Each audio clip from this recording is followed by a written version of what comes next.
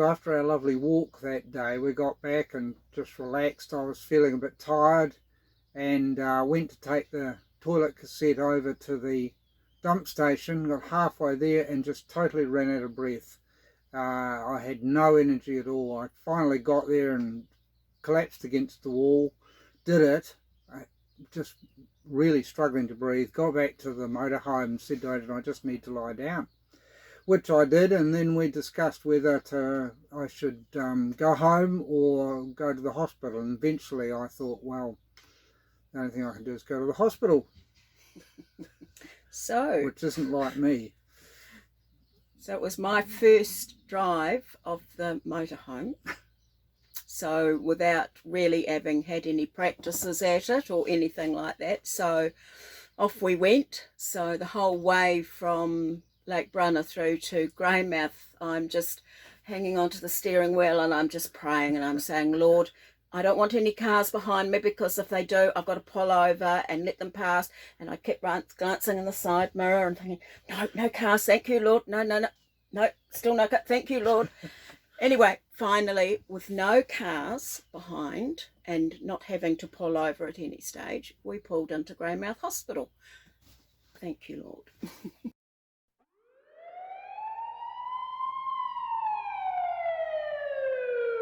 Well, here we are in Greymouth Hospital, and here's Chris, Dad, Dan, Granddad. We've had to bring him in because he's having trouble breathing, and they've just taken us, and he's got a cough as well, and he's only just started coughing into his arm. I've had to tell him off several times. And they've just taken his vitals, and his blood pressure's a bit high. So hopefully we'll find out what's going on here. We've had to drive into Greymouth from Lake Brunner. So my first time driving. I think I did okay. But the Lord was so really good, because I only had one car behind me the whole way from Lake Brunner through to Greymouth Hospital. Because you drove so fast past all the others.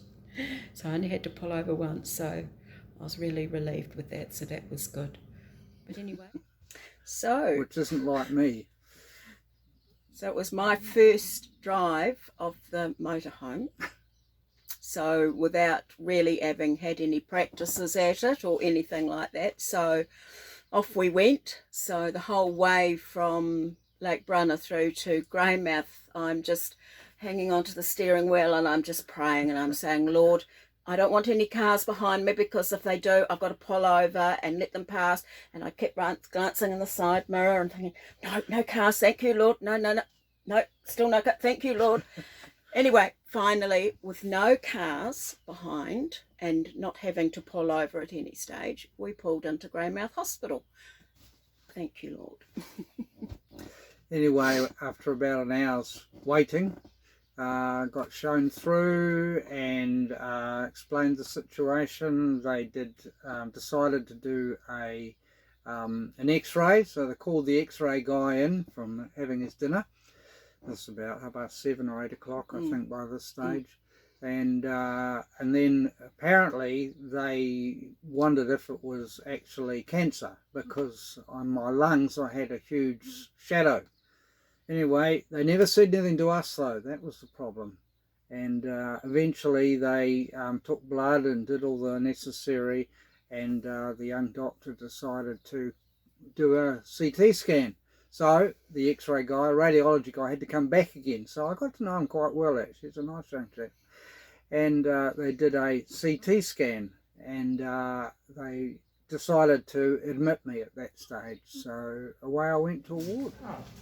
No, you're fine. No, you can be the star of our YouTube channel. We have a YouTube channel for our motorhome. I'm sorry. That's right. No, I had my foot in the road. So I'm now off to a ward for the night.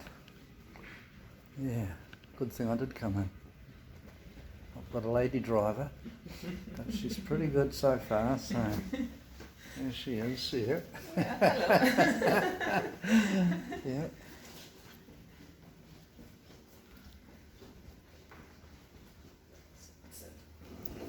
elevator is going up. Mm. Door closing.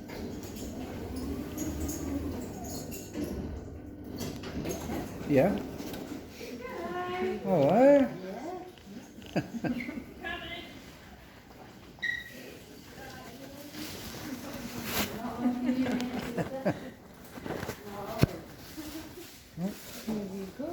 Oh. Okay. Mm. I don't even know if I see it on the phone, that was a good guess. After the CT scan, they had discovered that I had 2 large blood clots, one in each lung, and that the heart was being stressed quite severely, and that they would need to admit me and pump me full of anticoagulants, I guess blood thinners.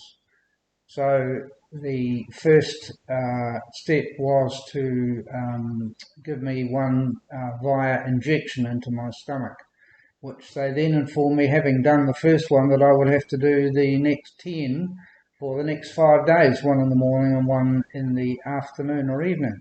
So if you enjoyed seeing injections plunged into my delicate little stomach, now's your chance to watch.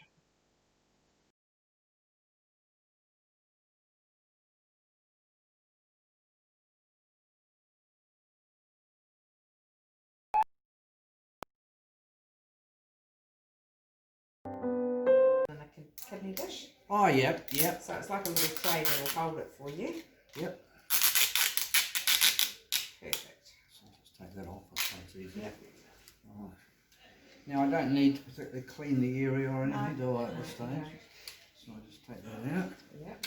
And you're going to look at it Yep. and make sure that that air bubble's at the top. Yep, there's an air bubble there, I can see it. Yep. Yeah, so you want that kept Yep. at the top. Right, so just pull this off. Yep. Brilliant. Right.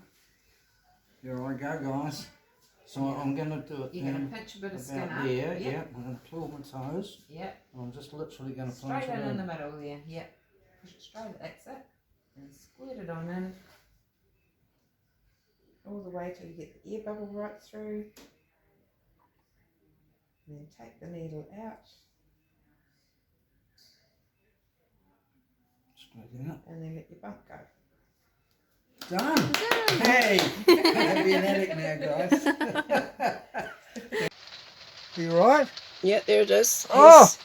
He's making a lot of noise Oh! that he doesn't need to Oh, yeah, Grandma, yeah. make. Yeah, so Yeah. he's pushing the Oh! liquid in to where Oh! he's had to pinch his skin. Oh! He's making noise that he's not meant to make. Right, But he's it's in doing there. very well. He's done it all. Now the needle's coming out. There we go. All used. We've got a special container, a HasChem container for it to go into. So he puts the needle he's finished using into the container, and we take that to a chemist shop when the time comes. So there he is. Now Dan has to do this twice a day Oh, for the next 5 days, yes. and 8 o'clock in the morning and Yeah. 8 o'clock at night. And then after, There's no blood. and then It's all right. after Come the on, 5 days, he will be taking tablets twice a day for 6 months, which help keep his blood thin, and it also helps the body to absorb the blood clots in his lungs. So hopefully soon he'll be able to start breathing a bit easier. So silly Dan. Okay, so there we go. Ollie, Ta-ra. that's what you will have to do as a doctor. Yeah. Put needles in people's stomachs. And lots of other places. Bye for now.